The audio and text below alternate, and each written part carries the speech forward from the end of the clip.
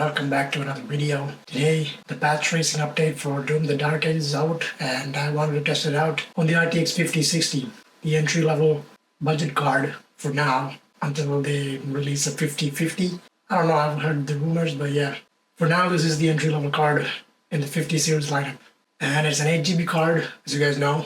So, I wanted to see how it goes with the path tracing in Doom the Dark Ages. This game is already intensive, even without path tracing. So before we jump into the benchmark, let's see the PC specs. I'm in the game on the Ryzen 7 9800X 3D with 64GB of DDR5 memory running at 6000 MHz.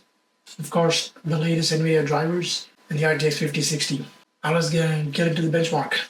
So the new options are right there. Path tracing on with DLSS reconstruction, ray reconstruction with nightmare settings.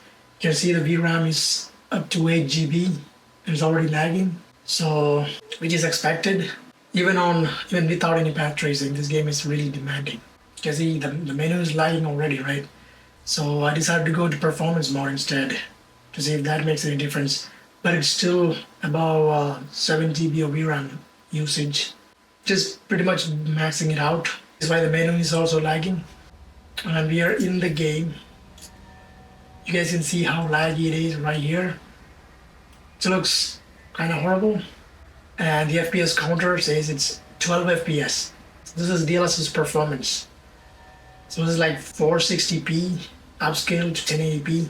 So even with DLSS performance, there's no way you can get any playable experience with this game. And this is how it looks like without path tracing. Okay, just turning that off gives you a smooth 120 FPS experience on the same settings. And again, this depends on your CPU as well, because if your CPU is it's an old CPU, you might not get as much FPS because it's the 9800X 3D, the best CPU you can get right now for gaming. So most people with a 5060 who's looking to game on a 5060 won't be getting the highest end CPU with it, right? So just keep that in mind. This is gonna vary on your CPU. So as we progress towards this open area, even here, the FPS drops into 108 FPS from 120s. So now let's go back and turn on path tracing and see how terrible it's going to be. Okay, we're back on path tracing, everything maxed out. And it's a almost single digits experience. So we lost about 5 to 6 FPS. And it looks really muddy and blurry on the edges because it's upscaled resolution. And that's one thing with these path tracing settings, even on other games. Like even in Cyberpunk, if you try to upscale it from a lower setting and do path tracing, it's going to look so muddy. It doesn't look so good. So I just turned it from nightmare to low settings. Everything low with path tracing on, which is a terrible idea anyways. And it looks really terrible on a 4K monitor with these settings.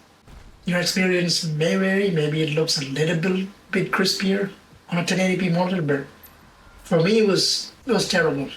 I mean, you wouldn't want to play a game like this with 11 FPS anyways, right? So this is how it looks like on ultra performance instead of just performance DLSS. On the lowest settings with path tracing turned on, still maxing out the GPU. There's no change because it's maxing out the GPU, the VRAM, so you're not gonna get any more FPS.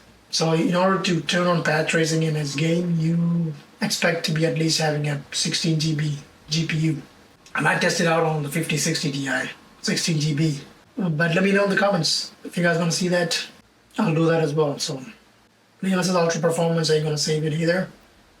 So I tried doing the denoiser. I changed it to the NVIDIA real-time denoiser instead of a ray reconstruction to see if that helps. And unfortunately, no, it didn't. I think it looks a little bit worse than ray reconstruction because that's a more advanced technology to make images look sharper. And I've never seen this technology before. I think this is the first time they're using it. I don't know. But yeah, it doesn't make it better either. So, and now here I am trying to turn it to ray trace shadows to sun only, and it's still the same thing.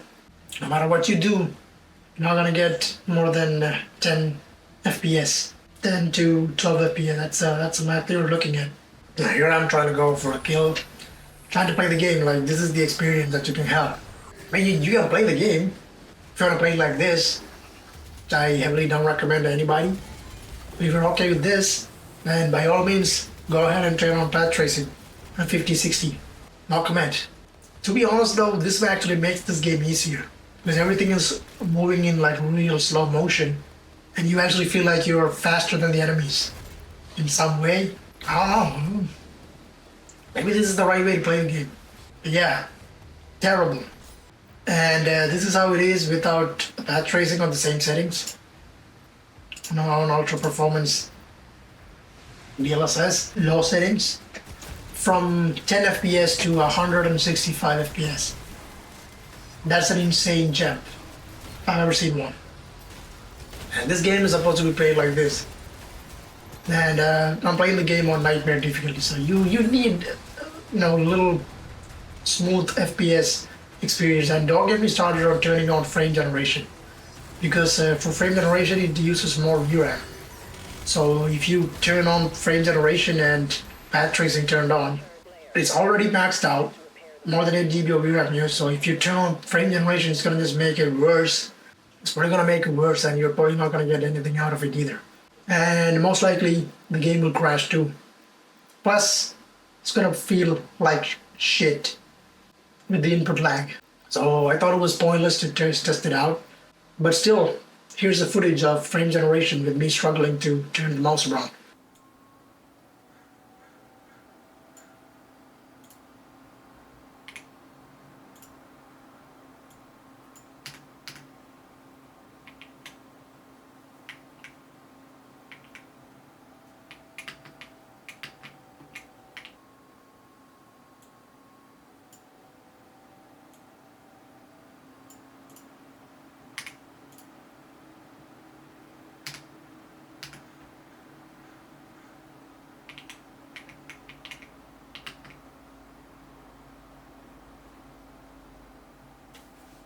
And there you go.